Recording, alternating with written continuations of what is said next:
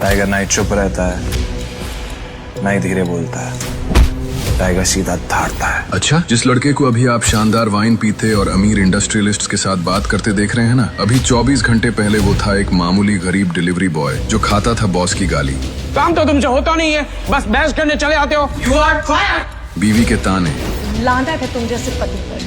तुम जैसे पति के साथ मुझे जरा सा भी रहने का मन नहीं करता। और ससुराल वालों से मार। अरे और निठल्ले, आज तक चवन भी तो कमाई नहीं तूने। मेरे बेटी के फेंके हुए टुकड़ों पे पल रहा है तू। क्यों, आप लोग यही सोच रहे होंगे ना कि आखिर ये चमत्कार हुआ कैसे? जरा सब्र रखिए, अभी थोड़ी देर में आने वाला है एक ऐसा धमाका जो ले आएगा सबके दिलों में तूफान। अपनी कुर्सी के पेटी जरा बांध लीजिए, क्योंकि मौसम कुछ ज्यादा ही बिगड़ने वाला है। चोर, चोर, अभिनव पकड़ो चोर। अरे कैसे नाकारे हो तुम? कुछ तो करो, भागो पीछे। वो तुमसे कुछ नहीं होगा, प्लीज कोई पकड़ो चोर।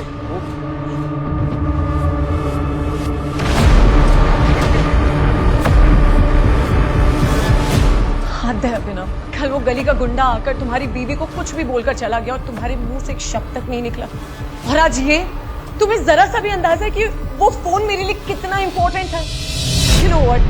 लानत है तुम जैसे पति पर। मेरे डैड चाहते ना तो किसी बॉलीवुड स्टार से मेरी शादी करवा सकते थे, लेकिन मेरे दादाजी ने तुम जैसे निठल्ले और डरपोक आदमी से मेरी पता नहीं क्यों शादी करवा दी।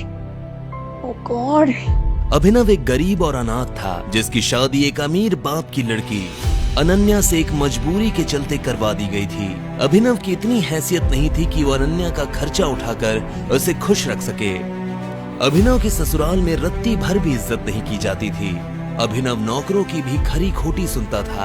अरे ओ घर जवाई, अभी अभी पोछा हुआ है और तू चप्पल पहन के ऐसे आ रहा है जैसे कि तेरे बाप का घर हो। सॉरी, मैंने ध्यान नहीं दिया। पर आपकी हिम्मत कैसी हुई मेरे पापा के बारे में कुछ भी बोलने की? इतना ही बड़े बाप का औलाद है तो तू घर जवाई बनकर यहाँ अनन्या बेबी के टुकड़ों पे क्यों पड़ रहा है? बोल। अभिनव, मैंने अभी अभी अपने दूसरे फोन पे व्हाट्सएप देखा। जिस चोर ने मेरा फोन चुराया ना, उसने मेरी फ्रेंड कियारा को अनन्या बन के मैसेज किया कि वो किसी अनजान जगह पे आ जाए, और वो चली भी गई। अभिनव, मुझे बहुत डर लग रहा है कि उसके साथ कुछ उल्टा सीधा ना हो जाए।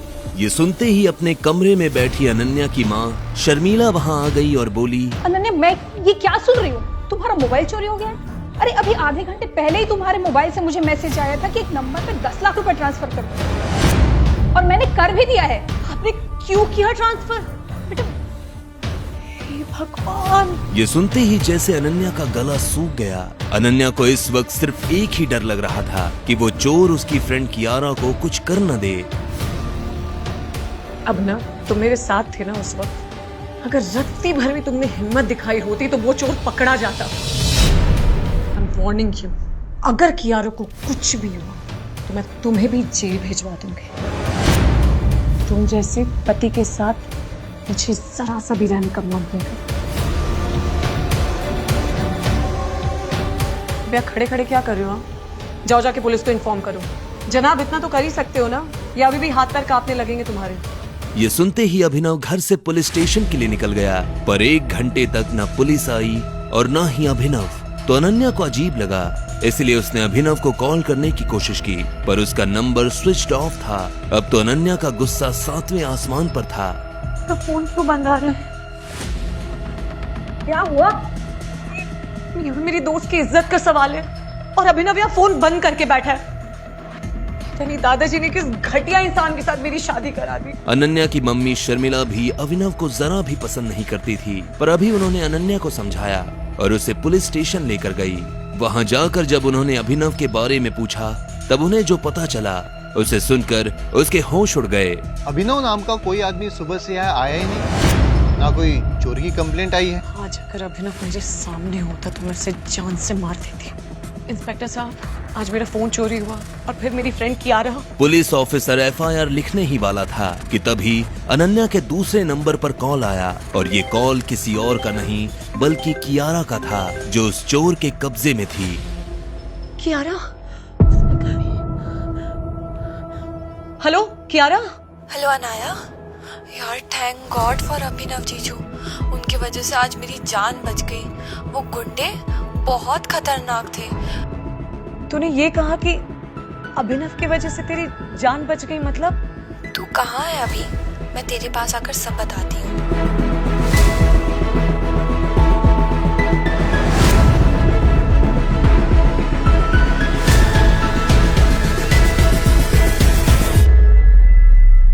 बैठो बैठो, एक सेकंड। कैसी हो तुम? क्या हुआ मुझे बताओ। जिस चोर ने तेरा फोन चलाया था वो छोटा मोटा गुंडा नहीं था। आई एम श्योर वो बहुत बड़ा गुंडा था और वो एक बहुत बड़े आतंकवादी के लिए काम करता है और वो आतंकवादी दुबई में रहता है। सर आई एम श्योर उनका एक ह्यूमन ट्रैफिकिंग का बहुत बड़ा रैकेट है और मैं जब उनकी गिरफ्त में थी तो मैं उनके कुछ भी कह रही थी। प्लीज मुझे छोड़ दो। मुझे तो मेरी फ्रेंड अनन्या ने यहाँ पे बुलाया था। मुझे नहीं पता था मेरे साथ ऐसा होगा। मुझे लगा था अनन्या अपने हस्बैंड अभिनव के बारे में मुझे कुछ बोलना चाहती है। Please please. ए लड़की, किसका नाम ले रही है? ये अभिनव कौन है? फिर क्या हुआ क्यारा? मैंने उनसे रिक्वेस्ट करी कि वो एक बार मेरे फोन में अभिनव जीजू का फोटो देख ले। तो ना जाने क्यों वो जीजू का फोटो देख के घबरा गए।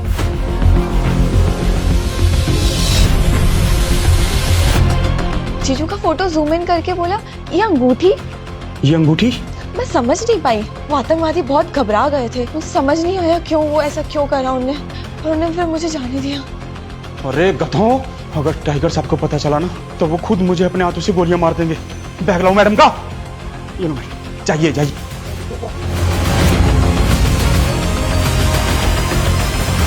व्हाट? ये कैसे पॉसिबल हो सकता है?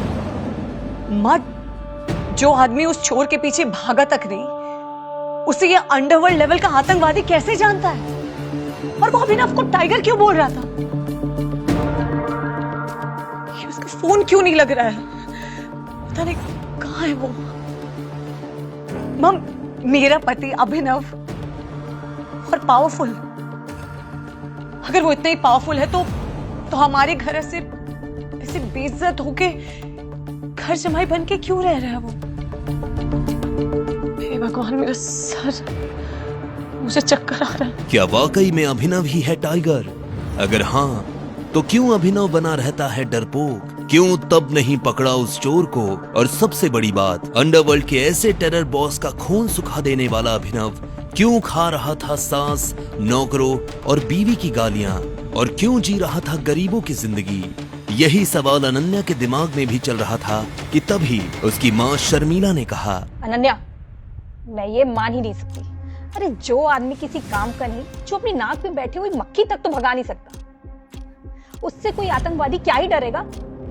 लेकिन ये घर जमाई कुछ तो छुपा रहे हैं। जल्दी से पता लगाना होगा, इससे पहले कि कोई बड़ा कांड हो जाए। पता करना होगा। अनन्या, चलो घर में चद्दर तान कर सो रहा होगा वो। चलो। अनन्या और उसकी माँ शर्मिला घर आ गए और वहां भी अभिनव नहीं था। अभिनव कहाँ मर गया? अनन्या ने पूरी रात यही सोचकर निकाल दी कि अभिनव की असलियत क्या है। उसने कई बार अभिनव को फोन करने की कोशिश की। उसे तरह तरह के ख्याल भी आ रहे थे। कहीं अभिनव को कुछ हो तो नहीं गया, कहीं खुद अभिनव कोई टेररिस्ट या डॉन तो नहीं। सुबह होते ही जैसे ही अभिनव लौटा तो अनन्या ने उससे बात करनी चाहिए। वो जानना चाहती थी कि जो कियारा बोल रही थी क्या वो सच था या कोई गलतफहमी। पर अनन्या आज जल्दी में थी क्योंकि वो अपने पति को छोड़ जिस लड़के चिराग को पसंद करती और वो आज घर आने वाला था। क्या हुआ रघु काका? जाओ रे बाजार से ये राशन ले आ। आज अनन्या मैडम के ऑफिस वाले दोस्त चिराग आ रहे, जिनके साथ वो अक्सर लेट नाइट आती है। अब पति तू है उनका, खातिरदारी उस दोस्त की करनी पड़ रही है। 1 किलो चावल, 1 किलो आटा, ज़ुकी, आवोकाडो, ये सब तो चाइनीज लग रहा है। अभिनव को पता था कि ये नौकर घर का पुराना नौकर है जिसकी इज्जत घर में अभिनव से कई गुना ज्यादा है। तभी अभिनव का फोन बजा और स्क्रीन पर नंबर देखकर वो चौंक गया क्योंकि नंबर टर्की से था। सॉरी। अबे ओ सूरदास, अंधा है क्या? तेरी हिम्मत कैसे हुई मुझसे टकराने की? हाँ, क्या कर रहे हैं आप? छोड़िए। बेटा तू जानता नहीं है तो किससे टकरा गया है? गज्जू भाई का नाम सुना है? अब टकरा गया है तो हरजाना दे के जाना पड़ेगा, समझा? अबे ओए, ये तो वही घर जमाई है ना जिसकी अरबपति और खूबसूरत पत्नी है। एक काम करते राजा, आज इसे किडनैप कर लेते हैं और इसी बहाने इसकी पत्नी को भी अपने अड्डे पे बुलाएंगे। पूरी रात पार्टी होगी। अभिनव का फोन फिर बजा। बार बार फोन को बजता देख कालिया ने अभिनव का फोन उससे छीन लिया और बोला, फोन मत, कुछ भी करना फोन मत उठाना। आइटम का फोन है तेरी? बोला था ना हरजाना देना पड़ेगा। अरे मैं भी तो देखूं उसकी सुरीली आवाज। क्या नाम बताया था? अनन्या। फोन मत हेलो। उस फोन पर कालिया को सामने वाले ने जो कहा उसे सुनकर कालिया थर थर कांपने लगा और पसीना पसीना हो गया।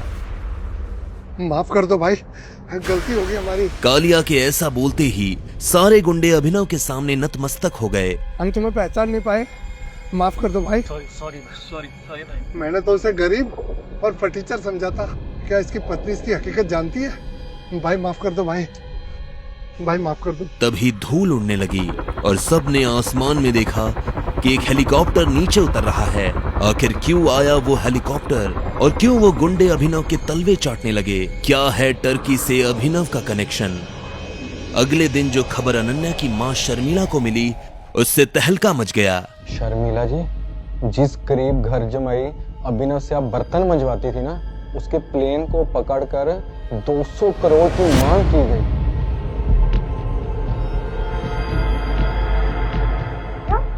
दामाद जी का प्लेन हाईजैक हो गया?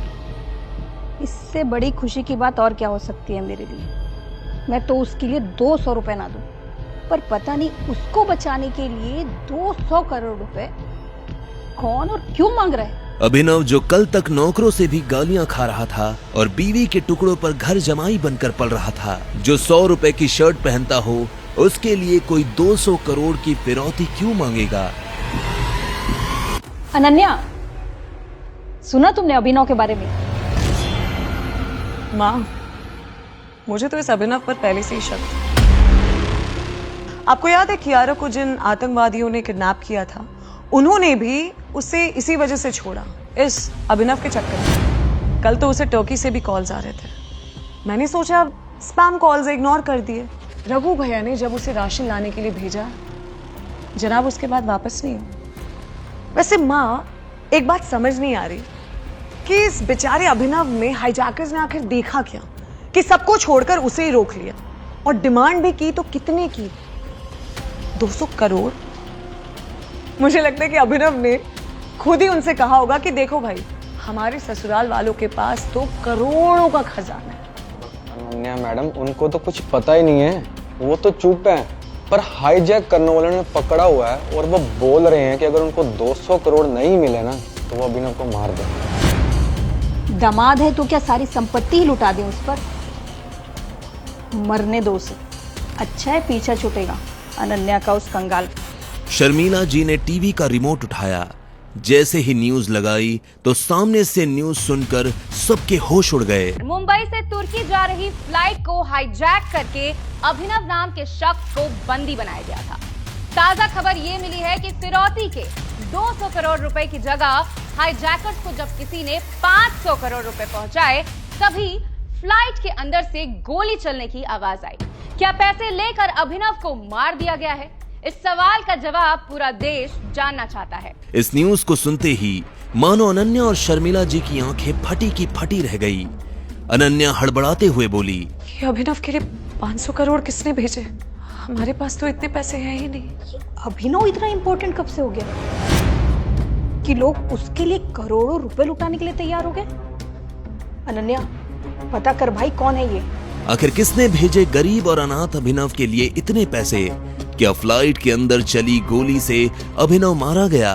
किसका कॉल आ रहा था अभिनव को टर्की से?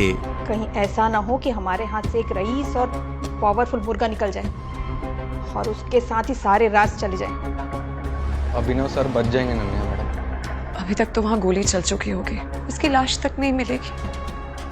चीथड़े हो गए होंगे उसके। आप सब लोग गलती कर रहे हैं। आप लोग अभिनव सर को जानते ही नहीं। शट अप, तुम हमारे मैनेजर हो। इस बात को भूलो मत। आई हैव प्रूफ मैडम, ये देखिए। इसमें तो किसी का नाम ही नहीं है। What nonsense. ये अभिनव सर की फाइल है।